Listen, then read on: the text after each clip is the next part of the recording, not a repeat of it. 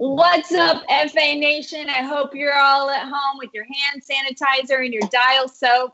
I'm here virtually with none other than Jon Impemba. How are you, Jon? I'm doing pretty well, kind of staying inside, staying safe, staying quarantined, like you said. Got the hand sanitizer, have my little mask whenever we got to go outside and go grocery shopping. Me too. Yeah, exactly. I wonder if we should have like a mask. This is technically in 95. Right. I'm not supposed to have that one, but I actually had ordered it ahead of time. Just to be clear. No problem there at all there. So, but yeah, doing my best, kind of get through everything and wishing sports coming back, but happy that we have the NFL draft, a day away. Yeah, so, we're here because, oh my God, there's so much news happening, right? Obviously, as analysts, we're so grateful for this, but I imagine you guys at home are grateful for it too, because it's just like some fun stuff to take our mind off things. First and foremost, of course, I have to ask you, Jon, sporting your Patriots sweatshirt there.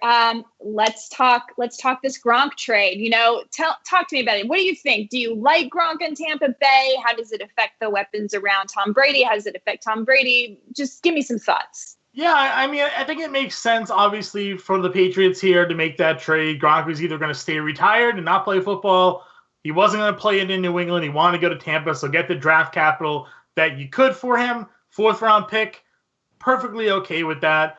And now he goes to Tampa Bay, and the question is, how is he going to perform, that year removed from playing in the NFL? We have one sort of use case sample there with Marshawn Lynch. He retired from Seattle. They traded him to Oakland, and Lynch actually had an okay season running, in Oakland there. He had almost 900 yards rushing that year. Obviously, he wasn't the beast mode of Seattle days, and I don't think we're going to get Gronk playing at the level he was during his prime New England years. But, if you get, 80% of Rob Gronkowski in Tampa Bay, you're still looking at an elite tight end player with upside. He obviously has, that chemistry there with Brady. I think it helps Brady probably get a little bit more comfortable in that offense as well. I know a lot of people are saying, Bruce Arians doesn't use the tight end, and look at O.J. Howard. Well, this is Tom Brady, and he's got a safety blanket now on Gronkowski. Gronk's going to be used in the offense when on the field. My question is, what's his snap count going to be like? He's not going to be on the field for 70 to 80% of the snaps? I wouldn't imagine right away. He himself, in the Zoom call press conference that he gave, said, he's been doing some cardio work, but he hasn't been able to really do any football work because we're all quarantined. He hasn't really been able to do the right level of training. So how long is it going to take for him to get back up to speed? I figure immediately, he could be a really good end zone threat if they're going to limit his snap share. Give him 30, 40% of the snaps, let him play inside the 20s and have Brady target him there. Overall, I still think he can be a top 10 tight end. I think he sort of fits in that 6 to 8 range. And that's where I would rank him right now if I had him put a list together. But it's going to be interesting to see exactly how it all plays out. I don't know how you feel about this, but for me, the only person whose fantasy value improved with him going to Tampa Bay is probably Tom Brady. I can see him being a top 8 quarterback now, but I don't particularly like, obviously, what it does for O.J. Howard, which is a whole other discussion, or Mike Evans or Chris Godwin. How do you feel about that? Yeah, it seems like Howard's on his way out. This trade apparently with Gronk has been in the works now for a handful of weeks, and that's right around the time all these O.J. Howard trade rumors started coming about. So, definitely seems like Tampa's motivated to move him. He clearly doesn't have a spot there any longer. You could even see him maybe getting released or bought out of his contract. I would imagine they'd definitely try to work a trade at some point. So Howard, I agree, no longer really in the picture. They need Cameron Brate for his blocking because I don't think Gronk, as he's mentioned, he's lost that weight. I don't think he can be as impactful as a blocker as he was during his prime. So Brate can sort of fill that role for them. Mike Evans, I was always a little bearish anyways. I don't see Brady being this downfield passer. And Godwin's in the slot. So I think Godwin's still going to be fine. And I think Gronk's going to be, when he's on the field, will be, a safety net. I would downgrade Evans, though, the most of the group there. Yeah, actually, it's funny you were saying that about Gronk's snap count. We were joking on Twitter the other day. Somebody said, well, who's calling the offense now, Bruce Arians or Tom Brady? And I said, Gronk's ankle. Right. That's what it comes down to. So that's what I think everyone has to bear in mind. This guy has had a year off. Is he one of the best to ever play at the position? Absolutely. But what can you expect Obviously, he's a favorite target of Tom Brady, so he's going to get peppered with a lot of targets when he's out there. But just how many snaps is he going to take? I think that's what it does come down to. Probably still a top what? What do you think? Top 8, top end, tight end, higher? Like I said, I think I got him ranked around 6 to 8. We went over some of the tight end rankings, after this trade, and for me, I kind of had him. I think it was like in the, there was Tyler Higbee and. I'm trying to blank here, but Higbee was ranked like 8 or 9. I kind of felt like Gronk would be better than Higbee with the Rams. So like I put him after Hooper, but before Higbee, and it kind of fell in that 6 to 8 range in the early rankings that I was taking a look at there.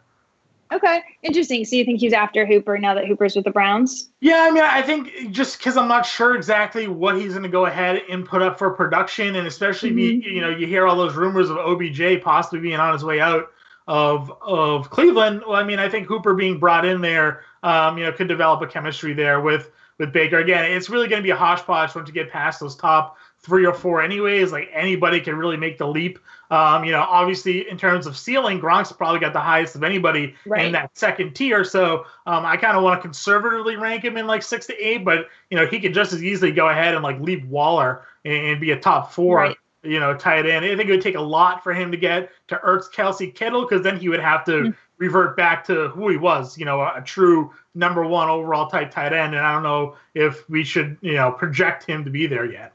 Right. So let's go back to O.J. Howard. Obviously, some people say, he's not that good. Some people say it's just Bruce Arians didn't use him. I mean, actually, if you look at the numbers, he actually is a really talented tight end. Now, do you think that this could be someone that is moved tomorrow during the draft to pick up some capital? It's certainly possible. I mean, like you said, I mean, it just seems like he just wasn't a fit in the new system. Every fantasy analyst going into last year thought O.J. Howard was like the bee's knees. I mean, like he was the next breakout guy. People had him ranked as high as 3, and it just Jameis was ineffective half the time. Who knows what his production could have been if it wasn't for like the 38 turnovers or whatever it was between fumbles and interceptions there. He had like a similar amount of targets, I think it was, in the year before. He was injured a little bit. So it was just an overall down year. And of course the value is down. Now they have Gronk. I would expect him to be traded at some point in time. They were trying to acquire I think it was Williams there from the Redskins. They're trying to do a deal with Howard to get the left tackle. Ship him to the Redskins. Yeah, and I guess that deal sort of ended up falling apart. But, these deals fall apart and come back together just as quick. So I still think Tampa's out there looking to move him. I don't think it'll be beneficial for them to carry 3 tight ends into camp with Brate, Howard, and Gronkowski there now. So I guess it could also depend on, what exactly where Gronk is right now as well. If Gronk really is only going to be a guy that sees 30% of the snaps, 40% of the snaps, maybe they want to keep Howard around. They could still do the 2 tight end set there and have 2 pass catchers and really spread the offense if they wanted to. Well, one thing's for sure, Tampa Bay is definitely going all in this year. And for Tampa Bay fans, I'm going to be so sorry for you if COVID-19 puts a little bit of a bummer on this plan, because this window is small, it seems to me, the way that they're doing it. So good luck, Tampa Bay. But let's flip over to the other side and the Patriots. What are the Patriots going to do? What are they going to do tomorrow in the draft? What are they thinking? Is this a rebuilding year? Are they going for Jordan Love? What are they going to do?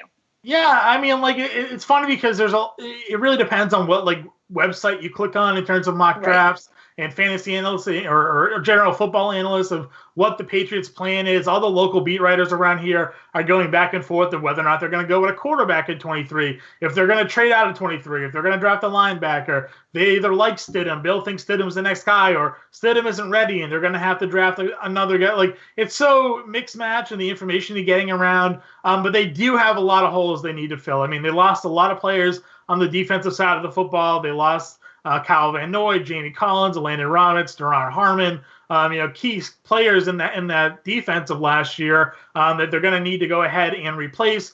Offensive line was such an issue last year with all the injuries that they had. Isaiah Wynn, their first-round pick from 2 years ago, missed all of his rookie year, came back last year, played well but was hurt. There's rumors that Joe Thuney today, again, we're recording this on Wednesday, the day before the draft. Rumors coming out today, Joe Thuney, who they had franchised The Patriots are receiving trade interest in acquiring Tooney, so Tooney could be on his way out for some draft capital, and the Patriots will have to go ahead and rebuild that offensive line. They have a first-round pick. They don't have a second-round pick. They have 3/3, and now they have 2/4 from that Tampa Bay trade with Gronk. So they definitely have plenty of picks. My bet, knowing that the way Bill Belichick operates, he's probably trading out of 23. He's going to get more draft picks. He's going to rebuild in the middle rounds. This is a very deep draft and a lot of skill position players. And I think that's going to play into New England's hand because they're not really looking to draft a running back or a wide receiver, I would think. And that means a lot of those linemen and defensive players are going to kind of fall backwards while teams trade up to get those players, and that could fall into the Bills' hands. So I think that he could trade out of 23, but I've seen Jordan Love potentially going there, who I've seen some compare to be a Pat Mahomes type of quarterback. He can get out of the pocket. He plays a spread offense. He has a great arm, but there's also a lot of risk reward with him. I've seen him taking defensive ends there. So it'll be interesting. The worst part about being a Patriots fan is I'm going to watch the entire first round of the draft, and at least he's drafting 23 this year and not 30. But Bill could trade out, and the whole night's really been a waste for nothing. So who knows what New England's going to do? But they definitely have a lot of depth they need to replace there. What about Dallas? You're a Cowboys fan, right? What do you think they're going to do? Yeah, Dallas, what I would like them to do is get a cornerback. So obviously a CJ Henderson or a Christian Fulton. Will they do that? I don't know. It could end up being more like a Chason. I don't really know. What I'd like to see is the cornerback. But, Jerry likes to do the offensive line a lot.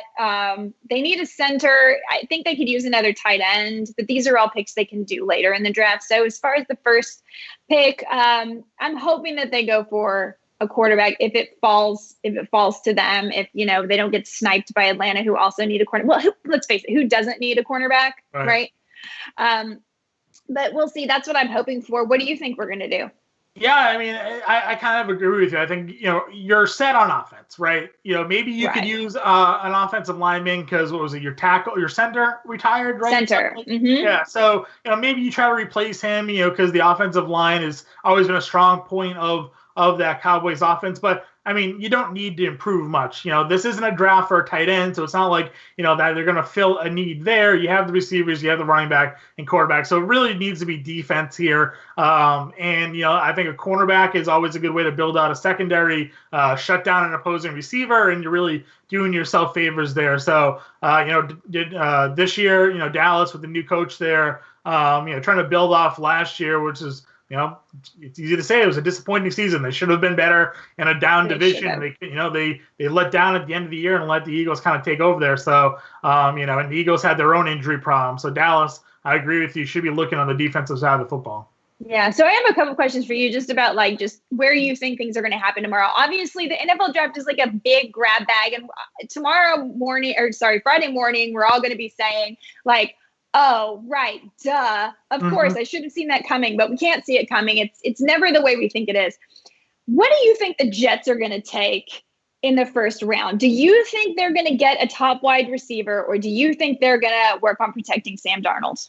I would work on protecting Sam Darnold. Build the offensive line, make sure the kid's not seeing ghosts out there anymore, and, give him some confidence, to stand back there and find the open receiver. He has the arm talent, and for all intents and purposes, he looks the part. He looks like he should be a good NFL quarterback.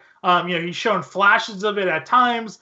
Yeah, obviously you would like to get him some skill position players. But again, this is a draft that's very deep at the wide receiver position. Mm-hmm. I don't think you need to address it in the first round at pick 11 that they have. Take the offensive lineman and kind of, again, get that guy that can protect the quarterback there and build out that way. So for me, I would go O-line if I'm the Jets because, again, this is probably going to be another long season. But, the Patriots dynasty is more than likely over. So the division is as open as it's ever been. If you can, take that step forward and get some good players around there, New York has a chance.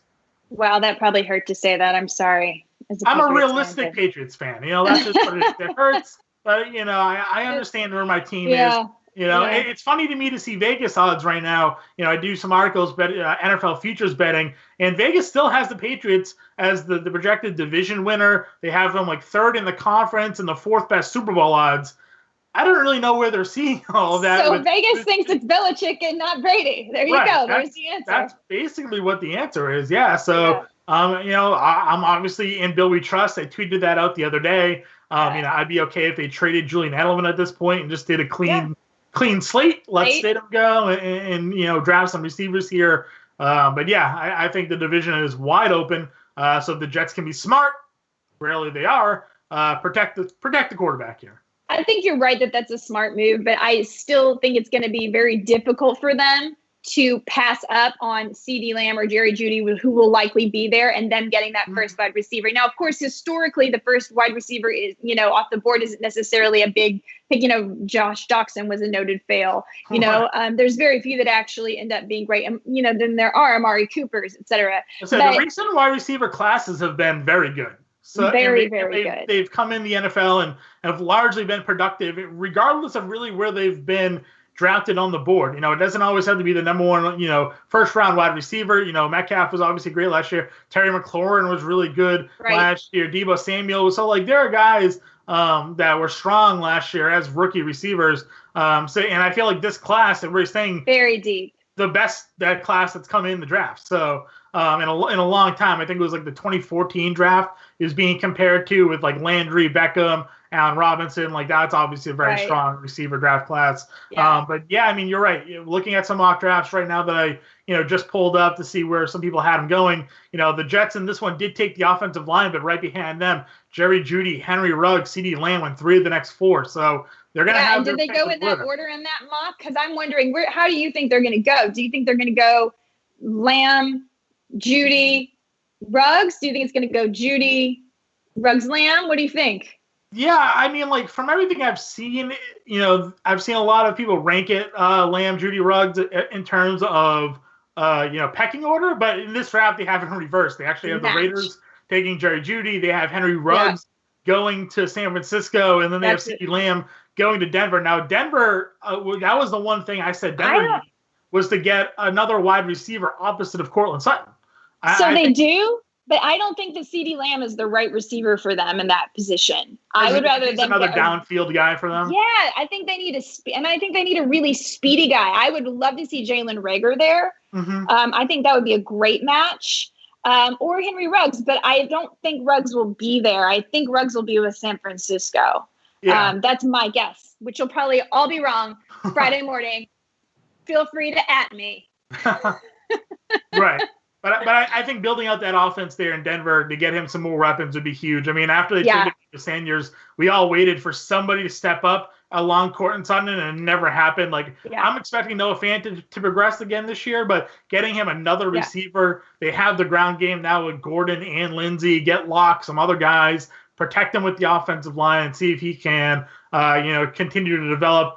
It's a tough division to be in right now. I think everybody's playing for number 2 behind Kansas City, but number 2 is open now, for Denver to take over. So. Yeah, and I agree. It would be fun to get Drew Lock some weapons and see what he could do, for sure, 100%. Now, we've been talking a lot of NFL draft. One more question. Do you think a running back is going to go in the first round? And if so, who do you think it would be? That's always a question. For me, I don't really value the top running back. Running back as a first round pick. It just seems like a lot of these guys lately you can get in the later in the mid rounds and still be effective running backs. But just looking at and I kind of agree with this. Dan Servadidio did our draft prospect preview article, and he has Jonathan Taylor as the top running back being drafted here. So that would be interesting out of Wisconsin if that ends up going. Where he's going to go, I'm really unsure. I see DeAndre Swift.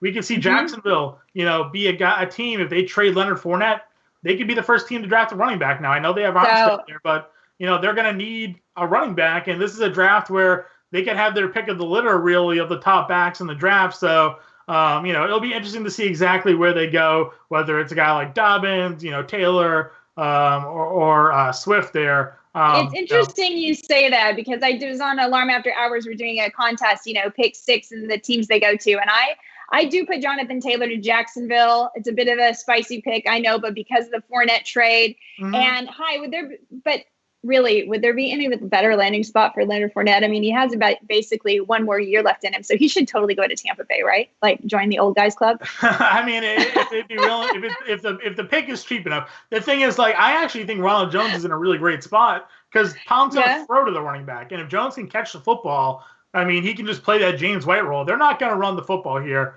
with Tom Brady unless it shows that, last year there wasn't any weapons in New England. It's that Tom Brady's kind of hit the cliff and he needs some help. So, I would expect Jones to be more of a pass catcher than a runner. But I mean, if you want to give a ground and pound guy, Fournette on the cheap could be an interesting pickup there for Tampa if it ended up working out. But that's probably a long shot play. Yeah, that's a long shot play. But I do think that Jacksonville could easily take Jonathan Taylor in that case. And I think that DeAndre Swift might be nice in Miami. But we'll see. Obviously, this is all conjecture. There's a whole lot of offensive tackle O-line, I think, that's going to be taken early in this draft. How do you feel?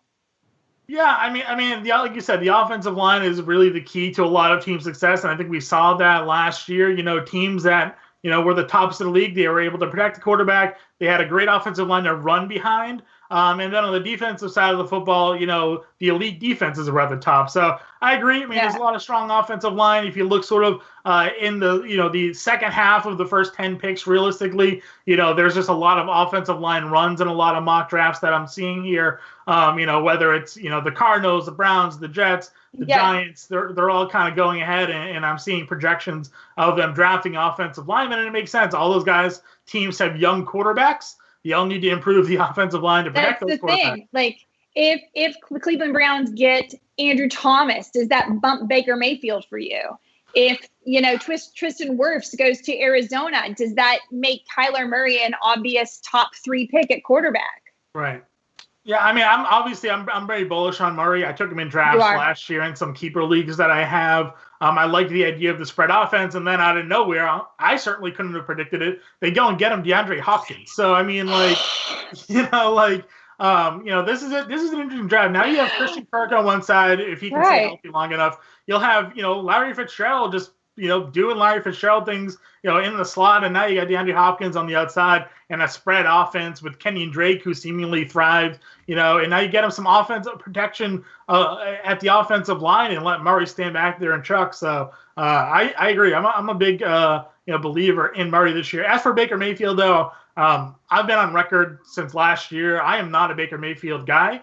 That's why we're friends, Jon Impemba. Yeah, you know how I feel about Baker Mayfield. Yeah, from the beginning of the season, I wasn't buying into the Browns' hype. I didn't believe in Mayfield's play his rookie year. I felt like that was a lot.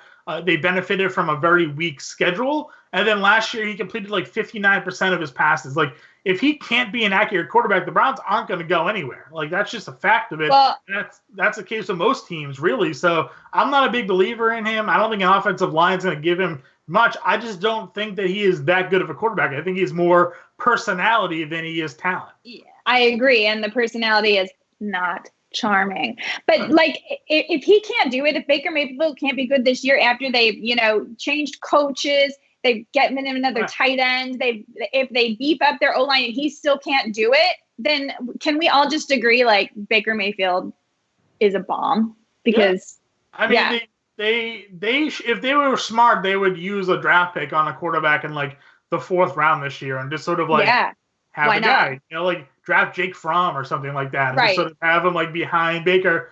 You never know. Like you said, if Baker comes out here struggling again and it's not the coach anymore, it should have been the coach last year. Kittens was supposedly his guy, like that was the whole point of it. And it clearly didn't work out. That job was too big for the coach in the moment. A lot of poor decision making. Again, I just, I have the Browns as sort of one of my long shot bets because if things all do come together, they have the offensive talent to be an impact team around him. It just really settles on whether or not Baker can get it together.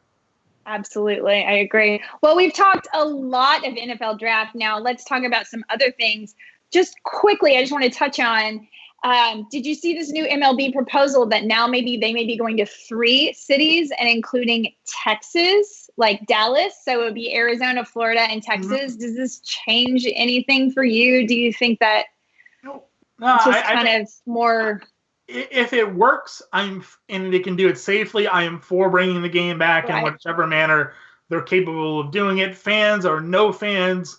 I mean, they're playing baseball right now in, I think, either Japan or Taiwan. I forget what one of the leagues is, and they're using legit mannequins in the stands. I'm not sure if you've seen the videos, and cardboard cutouts of people to fill the stands to give some sort of sense of people being out there. I don't know if it's more so for a baseball backdrop or not, but there are leagues around the world that are playing and they're just doing it safely. And if they can get it together where everybody is tested and enough quarantined and everybody's okay, then I'm for bringing sports back in whichever manner it can. There's another proposal I saw today, and Andrew Dewhurst, who writes NHL content for us, he's going to have an article coming out shortly of the NHL's proposed plan to return in July. And they're going to be in 4 cities, and they're going to play out the rest of the season. And it could or could not be with fans. This was coming from the president of the Florida Panthers organization coming out and making this. The NBA is exploring a similar theory of coming back in June, I saw, and again, delaying the start of next year till Christmas and doing this thing. So, sports are trying to figure out a way to come back. Because, one, we're all thrilled to see it. I think everybody sort of needs it to come back to get some sort of semblance of normalcy here. But I'm for it. Give me baseball, give me everything. And I mean, as someone who loves sports, what's going to be better when you have baseball, basketball, football, hockey, college football, everything's happening now at the same time. Yeah, I don't know how I'm going to keep it all straight, but it's going to be awesome. And I imagine that the NFL draft this week will be one of the most viewed things of all time. I mean, I can't even imagine. Bet upon. I think I saw there's a lot of sports books out there taking wagers on NFL draft props, and I'm sure this is going to be one of the more wagered events since the COVID virus broke out there. Yeah. Speaking of the NFL draft, for you guys out there, be sure that you tune in to fantasyalarm.com/NFL draft. We're going to have live streams. We're going to have debates. We're going to have live chat. We're going to have the draft tracker. We're going to have reaction videos. We're going to have a draft board. We're going to have everything. And we're going to be joined by some Sirius XM hosts as well. We're going to have Jeff Radcliffe from Pro Football Focus. We're going to have Brad Evans from Fade the Noise. We're going to have Byron Lambert from Roster Watch. Yep, I think that's correct. Yeah. And Bob Evans as well. Bob Harris. Bob Harris, yeah. What's wrong with me? I'm mixing up Brad Evans and Bob Harris. Anyway, it's going to be absolutely fan-freaking-tastic. We're going to have so much football IQ in the room. You're going to have the whole Fantasy Alarm team there. You're going to have Justin Vreeland in the chat. You're going to have Dan Malin in the chat. Dan Servididio's is going to be running the draft board. And Pemba's going to be there. Fensterman's going to be there. Ronis, Bender, Hallam. It's going to be a blast. Non-stop content. Non-stop. Thursday and Friday. So if you've just been dying for your sports fix, come play with us, right? Lisa Ann's going to be there. Michael Fabiano. Guys, seriously, it's going to be off the chain. So don't miss it. Now, I have to revisit a really important question with you, Jon Impemba. There was recently a debate on French fries. There was, yes. And I just did a simple poll as to who had the best French fry. Chick-fil-A, McDonald's, Arby's curly fries, and I threw In-N-Out in there. A lot of people like the In-N-Out. They're not my favorite. Chick-fil-A did not win. Actually, McDonald's won by a hair, which is good. It's a classic. Chick-fil-A is second. I think Chick-fil-A might be my favorite. I love the Arby's curly fry. But then Jon Impemba turned me on to something I didn't know about, which is... Yeah, that is the... Five Guys Burgers Cajun French fries, which is, for me, the top French fry of the sort of fast food burger game. It is phenomenal. They basically take just their regular Five Guys French fry, which is very good as it is. Yeah. And then they have a Cajun seasoning. It's a dry rub, and they just sprinkle that all over it, toss it up. It's got a nice little kick to it, some heat. It's just everything you want for a nice spicy fry. I'm with you there on the Chick-fil-A waffle fry. I mean, if we're gonna go waffle fry, I mean that's the goat right there. Really, the only waffle fry for me. Exactly right. I haven't had In-N-Out on the East Coast, so it's not really where I'm where I'm from, so I haven't had the luxury of trying that. McDonald's obviously is always a solid try, but I was a bigger Burger King French fry fan than I was McDonald's French fries fan. If I had to pick, then they changed their fries. Remember? Do you remember when they changed their fries, Burger King? They used to be really good. So they used to be really like crispy and crunchy. Have they recently changed it? It's been a while since I've had a Burger King French fry. I don't know. It feels like they like started dusting them in like flour or something extra like that they didn't need, and then you know, I don't know. I mean, I'm actually really not a French fry person, but for some reason, you know, Chick-fil-A French fries to me are like waffle fries. I don't know. If you can get a seasoned waffle fry, I mean that's the number one play. I think that's really what some fast food chain should perfect. Yep. The seasoned waffle fry. So you heard it here, guys, and we want to kick back when you do it. Whoever you are, fast food joint, and you get the perfect seasoned waffle fry. It was our idea here at Fantasy Alarm. It was. And feel free to send us some. Yeah. As many seasoned waffle fries as you can. Right. Send them to Fantasy Alarm headquarters, and we'll share with everyone because we're nice like that. Right. We are.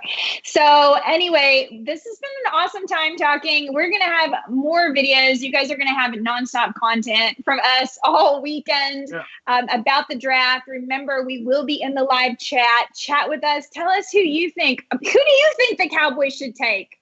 Right?